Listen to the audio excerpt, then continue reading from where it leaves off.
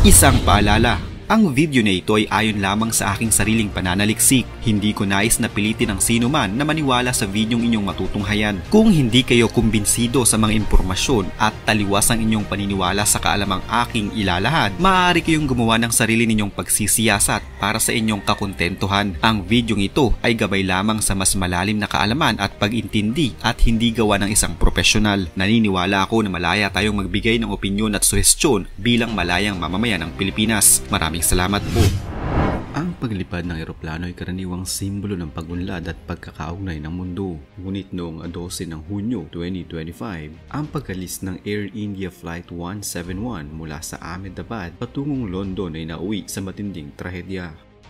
Sa loob lamang ng 30 segundo matapos ang takeoff, bumagsak ang eroplano sa isang mataong lugar sa Meghani Nagar, Ahmedabad na naging dahilan ng pagkasawi ng mahigit 240 katao, kabilang ang mga pasahero, mga crew at mga tao na nasa lupa. Ang sinakyang Boeing 787-8 Dreamliner ay may 242 saksi, 230 pasahero at 12 crew. Ayon sa mga ulat, ilang saglit matapos umangat sa himpapawid, nawalan ng kontrol ang piloto at bumagsak ang eroplano sa tabi ng BJ Medical College. Malawak ang pinsalang idinulot nito, hindi na lamang sa mga pasahero kundi maging sa mga gusali at residente sa lugar. Nasunog ang ilang dormitoryo at maraming sugatan at patay sa komunidad. Isa lamang ang nakaligtas sa lahat ng saksi ng nasabing flight, si Vishwash Kumar Ramesh, isang British Indian na nakaupo sa seat 11A. Sa kabila ng malulubhang sugat, naisalba siya ng mga rumisponding medical team.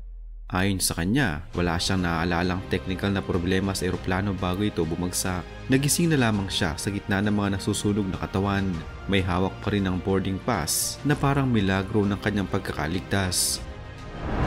Lubos na ikinabigla ng buong mundo ang trahedyang ito. Iba't ibang pinuno at lider mula sa iba't ibang bansa tulad ni Indian Prime Minister Narendra Modi, UK Prime Minister Keir Starmer at Pope Leo XIV ang nagpahayag ng pakikiramay. Ang hari ng United Kingdom ay nagpadala rin ng mensahe ng suporta sa mga pamilya ng mga biktima. Marami ring personalidad sa larangan ng sining at politika ang nagpahayag ng dalamhati. Malaking epekto rin ang nadama sa sektor ng aviation. Ang pagbagsak ng Air India Flight 171, ang kauna-unahang fatal crash ng isang Boeing 787 Dreamliner.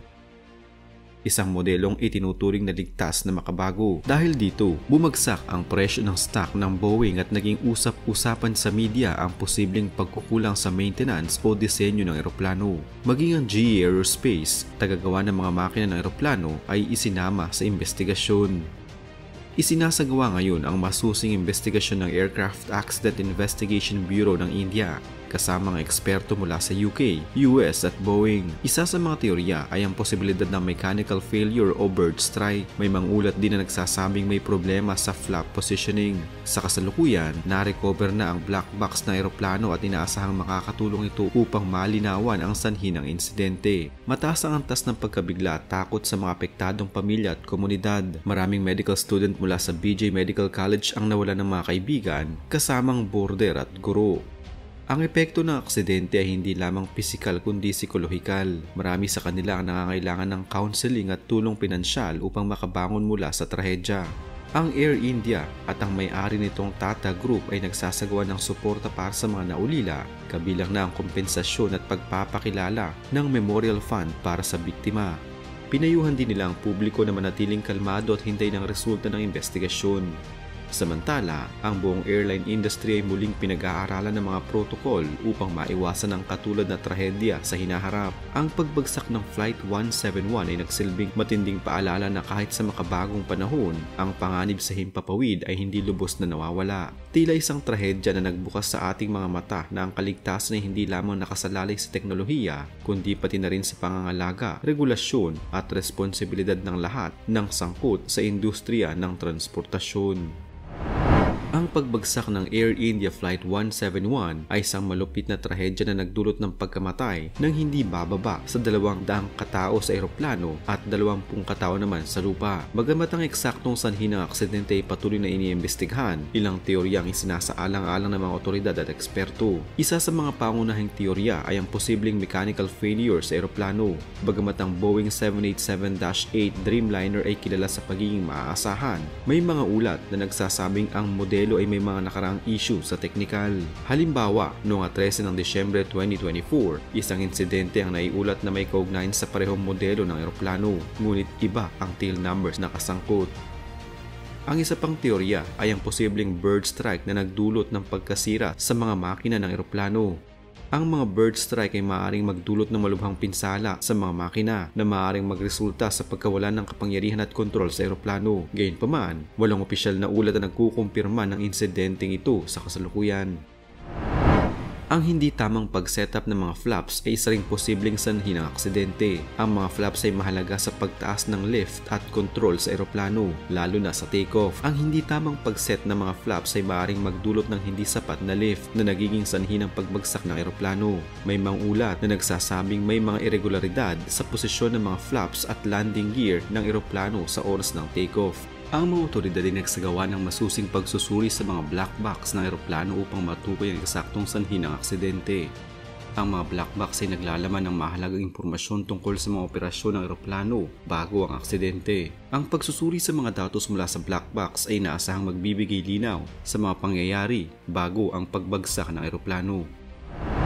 Ang kondisyon ng piloto at crew ay isa ring aspeto na tinitingnan sa investigasyon. Ang pagkapagod, stress o hindi pagkakaunawaan sa cockpit ay maaaring magdulot ng mga pagkakamali sa operasyon ng eroplano. Ang mga video footage mula sa insidente ay isinasaalang-alang sa investigasyon. Ang mga ito ay nagbibigay ng visual na ebidensya tungkol sa mga pangyayari bago at pagkatapos ng aksidente. Ang pagsusuri sa mga footage ay makakatulong sa pagtukoy ng mga posibleng sanhi ng insidente. Ang kondisyon ng panahon sa oras ng takeoff ay isa ring aspeto na tinitingnan sa investigasyon. Ang masamang kondisyon ng panahon tulad ng malalakas na hangin o bagyo ay maaaring magdulot ng mga problema sa operasyon ng eroplano. Ang insidente ay nagdulot ng malawakang reaksyon mula sa komunidad at gobyerno. Ang mga otoridad ay nagsagawa ng mga hakbang upang matulungan ang mga apektadong pamilya at magsagawa ng masusing investigasyon.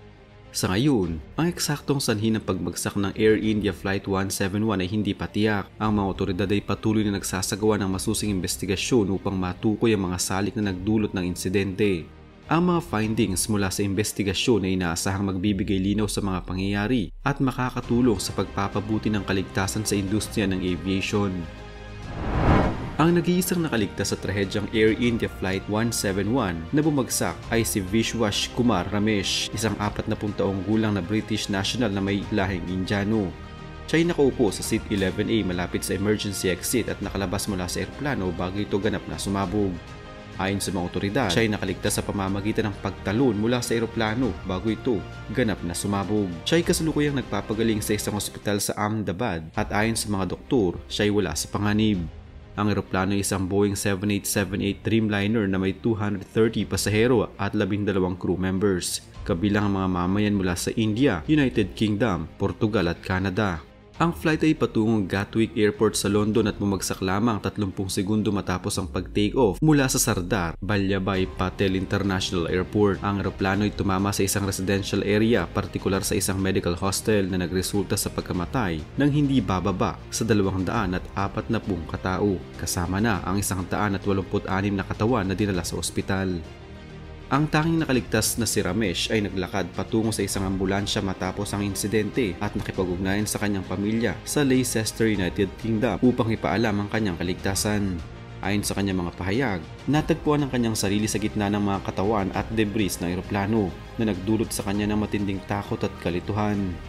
Ang insidenteng ito ay nagdulot ng malalim na kalungkutan sa buong mundo at ang mga investigasyon ay patuloy upang matukoy ang sanhi ng aksidente.